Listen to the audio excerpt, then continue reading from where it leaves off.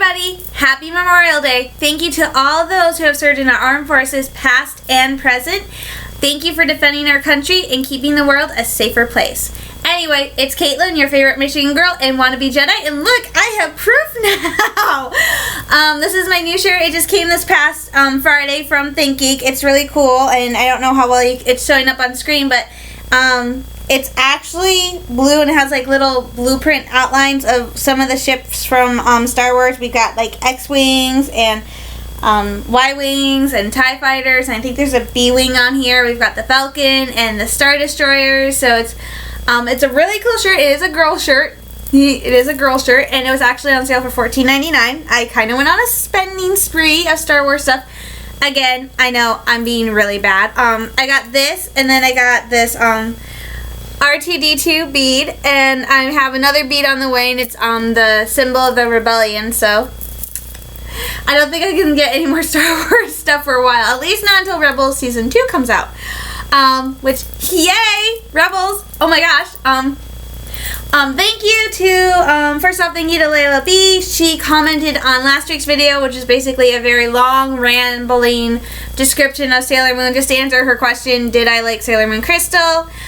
She said she posted that she loved the new insight. Thank you. I don't really think, to me, I don't see it as new. I kind of think that it's kind of there if you look for it. I mean, for me, looking for those relationship stuff is kind of a game. I've been doing it ever since high school when my friends challenged me to find plots in the movie Zoolander because they said up and down that Zoolander had no plot. So I spent the entire movie looking at like the different relationships and what the characters were doing and how they were reacting to certain environments and what was going on. And I was able to come up with, I think I ended up like 3 or 4 different plots in the movie Zoolander. So finding like the different relationships and stuff in movies and books between characters and what's going on, it's a game to me. I enjoy it. It's fun. So thanks, Lila. If you have anything else you would like to have me talk about on the vlog, shoot me another comment. If you want to know about politics, what I think about current events, what's on TV, how my Tigers are doing, stuff like that, just leave a comment below and I will answer it. Try to keep it PG-13. I don't want to get too dirty.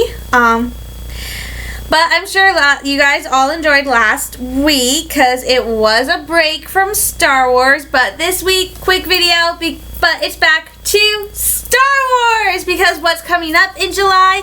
That's right, we're just a few weeks away from the biggest Star Wars event of the year for fans, Star Wars Celebration, this year being held in England. So Star Wars Celebration Europe.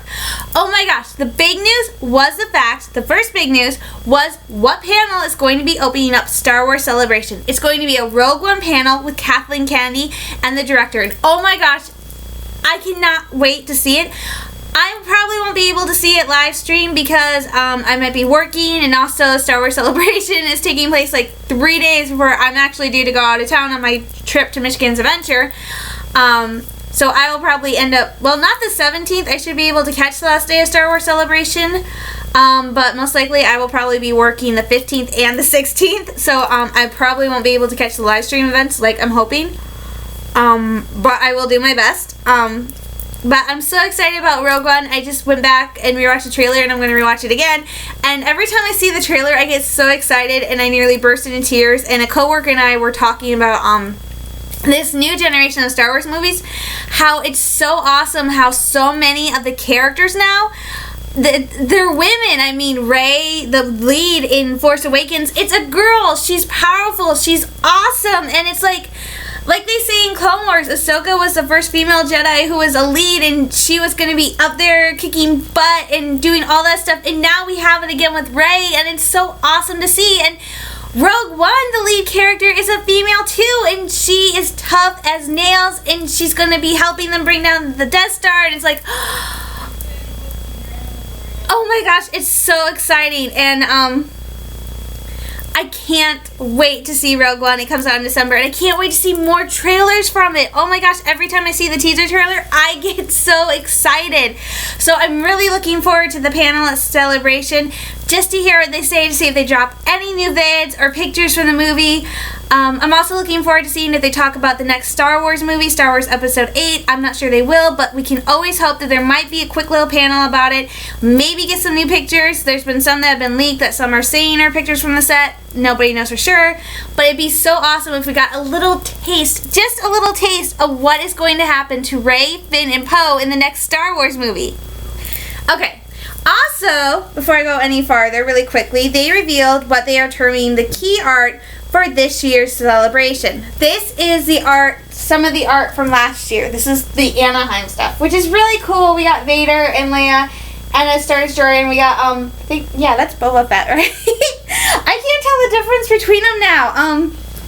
But some troopers, and it was like really cool, and it's got kind of like a Jedi logo there, so it was really interesting art. This is what the art is for this year. I'll try to see it.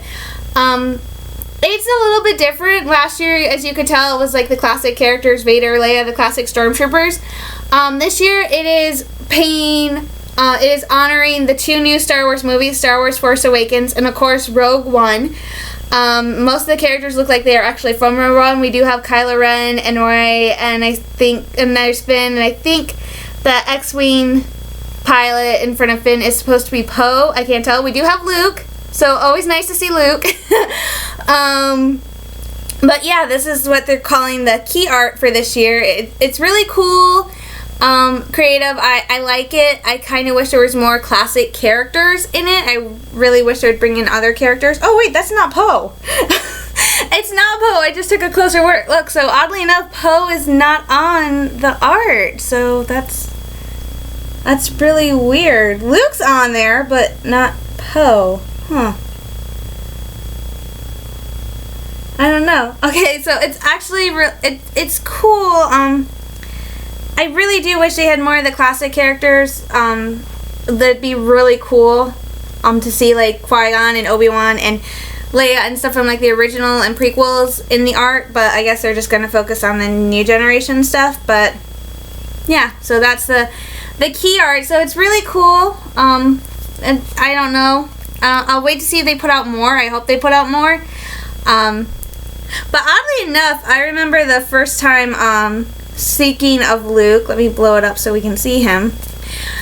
The first time I saw a picture of him in Force Awakens and they posted it online, I saw him and went, oh my god, it's Obi-Wan! I'm sorry, that's the first thing my mind went to was that was not Luke Skywalker. It's Obi-Wan from the first Star Wars movie, so that was where my mind went, sadly enough. It's clear. It's always easy to tell who my favorite Star Wars characters are. Luke Skywalker is cool, but sorry, Luke, you are not my favorite Star Wars character.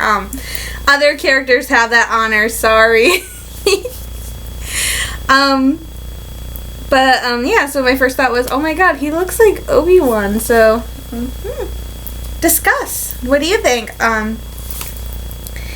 I'm really excited about that. Speaking of the first Star Wars movie, which is now called Star Wars A New Hope, but technically the actual title is just Star Wars. Happy birthday, Star Wars! It's actually been 39 years, like a couple days ago was like the 39th anniversary of the movie being released. It's hard to believe that next year it will have been 40 years since the world was introduced to Jedi, the Republic, the Sith, and characters like Luke Skywalker, Leia, Han Solo, Chewbacca, R2-D2, 3PO, Darth Vader, and who am I forgetting? Oh, Obi-Wan! I was just talking about him. Oh, Obi-Wan and Yoda. So it's been, well, not Yoda, he came a few years later, but still, it's been almost 40 years.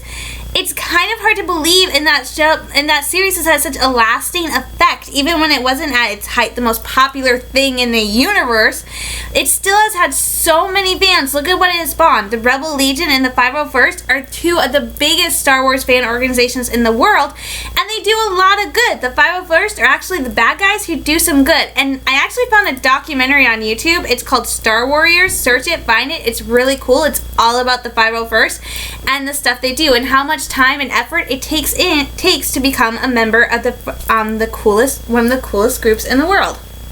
I think the 501st is cool. I would probably, in all likelihood, if I could, join the Rebel Legion. I actually looked to see what you have to do to officially become a member of the Rebel Legion, And in order to join both the 501st and the Rebel Legion, you actually have to have a full-on cosplay outfit, a full-on costume, and take a picture of it, and they have to approve you. So unfortunately, I will not be joining the Rebel Legion anytime soon because I don't know how to make a costume, and to buy one, that could probably set me back like a lot of money. Like when I was on ThinkGeek ordering my shirt and R2 bead, they had a full Stormtrooper costume, complete armor and helmet and everything you could wear, and it was over $2,000. I'm like, that's just for the freaking old style Stormtrooper. No, not now. So as much as I would love to join the Rebel Legion and do like really cool charity works and stuff, I can't. I wish there was like a Star Wars organization for fans like me so that we could get involved and be able to do this stuff. I mean, I know there's Force for Change, but again, that's a lot of time and effort and money. It's like I have the time, I have more than able to put in the effort. I just don't have the money to be able to do some of this stuff. I don't have the money to put together a really awesome costume. I don't have the money to donate because I need that money to survive. But I wish there was another way that we could do it. Maybe make it like a volunteer organization within Force for Change. Like instead of donating money, donate so much of your time. And it would be really cool and awesome if something like that could be put together. I don't know, maybe there's already something like that. Maybe I'm just clueless. And it's getting cloudy, and I hoped it was storm. We were supposed to get storms pretty much Friday, Saturday, and Sunday. And I think like Friday night we had like a quick 15-minute storm, and that was it. And it was like, I feel gypped. But yeah, so Memorial, it's been nice. Oh, almost forgot. Big news! Dave Filoni is going to reveal something huge. Okay, he already announced they were going to do something big, massive, amazing at Star Wars Celebration for Rebels, because he's going on and on about how they're going to reveal this big surprise that's something the fans have been asking for. I think it's going to be like Grand Admiral Thrawn, or we're actually going to see like Bail Organa or Mon Mothma. Well, we haven't seen her, but we've seen Bail, so maybe we'll see him again, but I'm really hoping maybe Mon Mothma. Of course, that's not actually what I'm hoping for. I'm hoping, against hope, is that Obi-Wan Kenobi is going to make an appearance on Star Wars Rebels. He was in the first few episodes, because on Kanan's holocron, he has the message Obi-Wan recorded to warn the Jedi away from the temple, so he has that, and Ezra sees it, and of course we also know he has those training videos with Anakin. But come on, it would be so cool if Obi-Wan actually got involved a little bit. I mean, okay, I know I'm chasing a pipe dream here, because 10-1, in canon, Obi-Wan pretty much just stayed on Tatooine and watched over Anakin, and all those cool books where they have him going off and helping the remaining scattered Jedi and being this really cool hero, even though he doesn't want to be. I wish we could see something like that. I mean, it just kind of bums me out that Obi-Wan was this cool guy. He was amazing. He was smart. He was a warrior, though he didn't really want to be a warrior. He was the negotiator, after all. But he is so cool, and he was so willing to fight for what's right. It's kind of hard for me to believe that they now have him in canon spending 20 years on Tatooine just watching Luke. And it's like, why? I mean, this is a guy who used to be so active, who was always going places and learning new things and bringing and helping people and stuff. Why on earth? Okay, I know he had a duty to protect Luke, but still, there has to be times where he had to left Tatooine for some reason. I mean, I just can't get it out of my head that Obi-Wan would just sit there and do nothing, just watch Luke. And I don't know. I'm really hoping Obi-Wan comes back to Rebels, because it's just like Ahsoka. We don't really know exactly what Ahsoka did. Well, we'll find out soon in October because the new book's coming out. But it's like Obi-Wan is on that same vein as Ahsoka. We don't know what Obi-Wan did for all those years on Tatooine. He was granted supposed to be learning something through Qui-Gon's spirit, and there is a book called Kenobi, and it was about how he protected a group of settlers and helped negotiate a peace between them and the Tusken Raiders. But that is legend, so that's no longer canon. So I just want to know what some of these characters did. I mean, Rebels is so cool because we can guess what Bail Organa is doing. We can guess what Mon Mothma is doing. It's kind of clear what they were doing. If Padme was alive after Return of the Sith, we know what she would be doing. She would be helping the rebellion, and they're all in there, and they're giving it their all. I mean, he's raising Leia to be a rebel, and it's like, okay, so we know what they're doing. I would love to know what Obi-Wan's doing, especially now since the only books about part of that time between Return of the Sith and Star Wars are now legends, so they're no longer canon. So it's like, okay, that's kind of a bummer. So maybe Obi-Wan will come back to Rebels. That would be awesome. I'm not holding my breath because I know he probably won't. I'm always bummed. I'm leaning toward that they're going to put Grand Admiral Thrawn in it from the Heir to the Empire trilogy by Timothy Zahn, because of the fact that so many fans have been asking for him. And there was actually this big petition, even StarWars.com was linking it. So I have a feeling that's the big announcement, is he's going to be in Rebels at some way, shape, or form. But I know he did announce that this season there's a time jump because they're bringing it closer to Rogue One, which is, I don't know how close it's going to be, because Rogue One, technically in terms of timeline, was kind of like just a year or two before Star Wars, from my understanding, before A New Hope. So I don't think they're going to be that much of a time jump. I don't know. I'm looking forward to it. Because like I said, it is in the same vein as what they did in Clone Wars. They did do a jump in the 3rd season of Clone Wars, and they did do some character redesign, so them doing it for the 3rd season of Rebels isn't really that far off base, because that's what Dave did for Clone Wars. So it'll be interesting. No, Dave has said there's going to be a bigger announcement than just what's going to happen. There's going to be a lot more stuff for Rebels. Actually, I kind of wish I was going to Star Wars Celebration, because it has been announced that for the lucky fans who get to go to the Star Wars Rebels panel, they're actually going to see the first 2 episodes of Season 3 before they air. Oh my gosh, why can't I be there? I would love to see it. I mean, this is the key. This is the start of the season. Are we finally going to know? Is Ezra going to the dark side? Is Maul going to find the Maul? I don't like Maul. I don't like him. I don't like him. I don't like him. I just want him to die and stay dead. I know that's a horrible thing to say from someone like me, but this guy should have died a long time ago, honestly.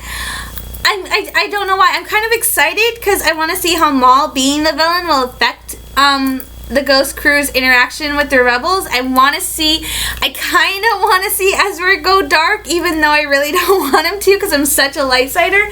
I would love to see him go dark, though, again, just to see how it would affect everybody. I mean, he went dark for just a little bit on with the Fear Nox when he summoned them and connected with them. That was a dark moment.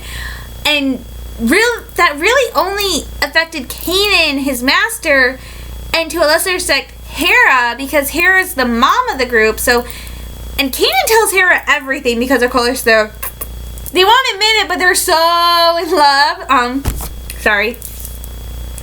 They're so in love, and so really the only time Ezra went dark, it really kind of affected Kanan and Hera. One, because Kanan's the master, and on some level he probably felt like he failed Ezra, because as he said, he didn't prepare Ezra. He didn't teach Ezra enough about the dark side, and so in a way he felt like he failed because he didn't really teach Ezra about it. And then Hera, because Kanan tells Hera, and Hera's the one who kind of tells when Kanan goes to Hera afterwards and says he's not sure about taking Ezra on this test to see if he's truly ready to be a Jedi, if he's truly meant to be a Jedi. And Hera says, well, after what happened, you kind of have to know if he is able to follow basic Jedi rules and be a Jedi. So I'm kind of want to see Ezra go a little bit further into the dark side. I kind of want to see him become like really almost a dark Jedi, kind of, because I want to see how that will affect the crew. Just like I want to see Rex become a regular on Rebels, and I want to see him join the Ghost Crew, because I think that would add another layer to the crew, especially with Kanan, who has just gotten over his issue with the clones. But yeah, I'm also kind of hoping that the announcement Dave Filoni is saying is that he pulled a fake on us, and Ahsoka will be back in season 3. I'm still holding out hope because Dave Filoni said the ending was left ambiguous on purpose to make us wonder. And also, it has been stated that they do the George R.R. Martin thing, which is it's kind of a thing, but it's just been named, which is they always do what you don't expect. So in that final battle between Ahsoka and Vader in Twilight of the Apprentice, pretty much all of us, even me to a certain extent, sadly, was expecting Ahsoka to die. That's like the thing she has to do. She has to die at some point, which I know that, because in order to make way for the new Jedi, the new way, the old order, the ones who still follow the old ways, have to pass away and move on to the Force. But I don't want her to die like that. So, the expected outcome would be for Vader to kill Ahsoka, where they're trying to avoid that on Star Wars, to avoid the unexpected. So maybe we're being teased and that Ahsoka's dead, but she's not. So I'm like, please, please, please let her still be alive. I'm still holding out hope that she will be alive and she will be coming back, and we'll all go, yay! Fulcrum's back, Ahsoka's back, yay! And we'll be so happy. I'm also waiting to see if Leia would come back to do season 3. That would be interesting because in season 2, Ezra did say that he would see her later. So that might have been a hint, because by the time the mid-season started, they were already working on season 3 of Rebels. So that would be really interesting if maybe they dropped that line where Ezra says, "See you later, princess," in as a foreshadowing that she is going to come back in season 3. And it would be interesting because we do know that she is very much involved in the rebellion by New Hope, by Star Wars. I mean, she's the one who's carrying the Death Star plans when they get caught by Vader. So, it would really be cool because she would have been very much involved with the rebellion, especially because of who her foster father was. So that would be cool to see Leia come back. Give her a little bit, much like Clone Wars did for Anakin, especially Anakin, to expand upon the character more than what we saw, more than what we expected.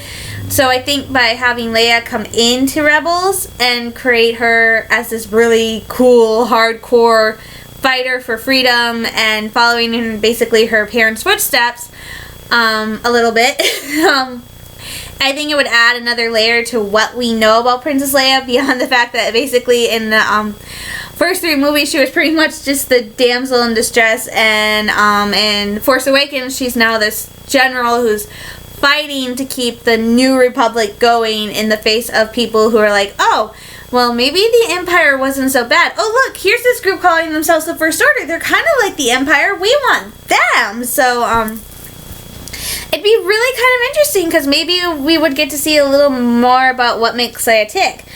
I would also really love it if in Rebels Season 3 or in another season in the future, if Han Solo made an appearance. That would really be awesome and interesting. Maybe have Han know Kanan or Hera from somewhere. It'd also be really cool to see Chewbacca again. We saw him in Clone Wars, so it'd be really awesome to see him in Rebels. And like I said, also, since Sabine is going to be a lead this upcoming season, I would like to see him go back to Mandalore. I think those are some of my favorite episodes, minus the one where Satine dies. Actually, that was a pretty good episode too, because it was really the first time I think that they let themselves play with the idea that Obi-Wan isn't... They were playing with that when they introduced Satine, that Obi-Wan is not, like, the perfect Jedi, which is, like, the archetype he is to play against Anakin. Anakin is, like, so far away from being the perfect Jedi, and then you have Obi-Wan who's, like, so by the books. Oh, wait a minute, no he's not! Here's this little thing from his past that proves that Obi-Wan is not, like, this perfect 100% all the way Jedi. He has some doubts, too, so,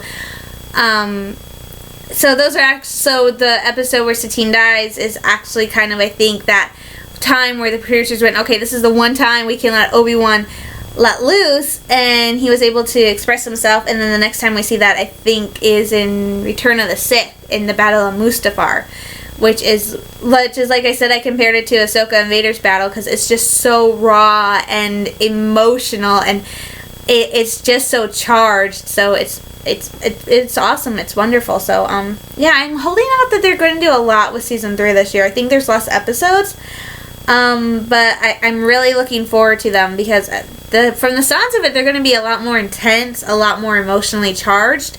Like I said, I hope we go to Mandalore with Sabine being a lead in several of these arcs because it would be really interesting because at the end of Clone Wars, from what they said, the Republic came in and took over because of what was going on with Maul and Oppress and Death Watch and basically the collapse of the government of Mandalore. And that's why Mandalore has such a high Imperial presence during the war, the reign of the Empire and the Rebellion. So I think it'd be really interesting to go back to Mandalore during Rebels and see what has changed, what maybe caused Sabine to run away from that Imperial Academy in the first place. So it'd be really, really interesting. And hopefully really good lightsaber battles. I actually learned something about the lightsaber battles and the differences in the original movies, which you can't really see, but I have a poster of that one. The original movies, those lightsaber battles, they were designed to be a little rough around the edges. Like Luke had like really no experience, and then you had Darth Vader, who's like really experienced. So they were meant to be a little rough, and then to show who was trained and who was not. Though by Return of the Jedi, Luke was pretty much really good. And then in the prequels, which I don't have a poster for, I would love to get one for Phantom Menace so that I could have a poster from all the generationals. They on purpose made the lightsaber battles more elegant and fluid, and this is where we started learning about all the different forms for lightsaber combat and stuff like that, and that's because this is at the height of that lightsaber period, the civilized period, the weapon for a more civilized age. So that is why. So the prequels are more elegant until we get to Mustafar once again, where it's just emotional, which is I think where they took the inspiration for the lightsaber battles in Force Awakens. And this generation is that none of the characters are that trained in lightsaber battles, so all the lightsaber battles are not about formation and style. They're all about your raw emotion and using that. It's like, wow. And that is why I think, except for the lightsaber battle between Darth Maul, Qui-Gon Jinn, and Obi-Wan in Phantom Menace, and the Mustafar lightsaber battle in Return of the Jedi, why the lightsaber battles in Force Awakens are so much more intense than the ones in any of the other movies. So, interestingly enough, that's a very interesting dynamic to go back and watch the Star Wars movies and then compare the different lightsaber battles. So, it's fun. But yeah, short vid today, trying to keep it short. So yeah, that's pretty much it. Not a lot going on. I know I said I would be reviewing Dark Disciple today. I know I said I would be reviewing that. But I got caught up in other books. One of my favorite series, the Selection series by Kara Cass, which if you haven't read it, it's a really good series. I might review that series soon. She just ended it. The final book came out this past week. So I'm trying to read through that series. And then this is book 2, but my local library finally had all 3 books in the Abandoned trilogy by Meg Cabot. I am not a huge Meg Cabot fan. I used to read The Princess Diaries, and for some odd reason, after a certain point, I just couldn't read them anymore. She has a new series I want to read about Mia Thermopolis' half-sister, which I want to read that one. That one looks really cool. But this one is actually part of 3 books I like by her called Abandoned. It's about a 17-year-old girl named Pierce who, when she is 15, dies and goes to the underworld where she meets a man named John who is the caretaker of the dead, and she falls in love with him and he falls in love with her, but she escapes him and comes back to life, and he's been protecting her, and now she's 17 years old. She moves to this place called Isla Heroes, the Island of Bones, and that is where John's seat of power is, and suddenly she is caught in the middle of a battle between John and the Furies, who want her to die, so she'll go to the underworld and Jon will be happy, and then they'll just spend all eternity torturing Pierce to make Jon unhappy. So this is the second book. This is Underworld, and the first book is called Abandon, and this is the third book, which is called Awaken. So this is what I have been reading instead of this, and I actually need to really hammer home and start reading this because I'm almost done posting my Annalise of Earth fanfiction, and I have to start working on the third book for the series, which is titled Lightsabers, which is she and Anakin are building their lightsabers. And Quinlan Vos is actually going to be in it. I'm putting Vos and Ayla in it. Because I just love Vos, and I think he's a pretty awesome character, especially when I compare him to my other favorite character. Obi-Wan is like my ultimate favorite Jedi next to Qui-Gon, and then so it's really cool watching Vos and Obi-Wan interact in this book. It's so funny. At the beginning, at one point, Vos actually accuses Obi-Wan of flirting with Ventress, so it's really funny and interesting because when I started learning about Vos, I did not see him. I was like, oh my gosh, it's Anakin on steroids. How he acts and his personality, it's like Anakin times 10. But then reading this book, he was actually not as great of a Jedi as I thought he was. So it is a really interesting book. So I'm not even halfway through it yet because, like I said, I'm getting distracted by these and I need to read these first. So at some point, hopefully soon this week, I will finish reading Dark Disciples so I can review it, because I have to review it because I still have to read Bloodlines for you guys, because I said I would read and review Bloodlines, and I just got Aftermath, which is the new story about what happens after Return of the Jedi, after that final battle over Endor. And I just got that on my Kindle, so I have to read that. And I'm like, oh my gosh. The only reason I got it was to spend what was left of my Amazon gift card from buying my second Star Wars bead. I still don't know if I'm going to get a third one. I have 3 Disney beads, but to get that, so I spent all this money, and I didn't just get Aftermath. I actually got 3 books by this guy called Jeffrey Brown. Let me see. That's not what I wanted. He has a series of books. This is Darth Vader and Friends. There's Darth Vader and his son, Darth Vader's Little Princess, Darth Vader and Friends, and Goodnight Darth Vader. And they're basically just Goodnight Darth Vader is actually the first one that has a story, and it's basically really cool drawings of like the characters and stuff. This one is just random pictures of all the Star Wars characters. And then Darth Vader and his son is all stuff with Luke, like him telling Luke to pick up his toys, go to bed, and Vader's Little Princess is all about Leia, and like her dating, how he would react to her dating Han Solo. I gotta find that picture now. Here we go. Them kissing. There's another one that's really funny. I just gotta find it. Oh, here it is. Freezing Han in carbonite because he kissed Leia.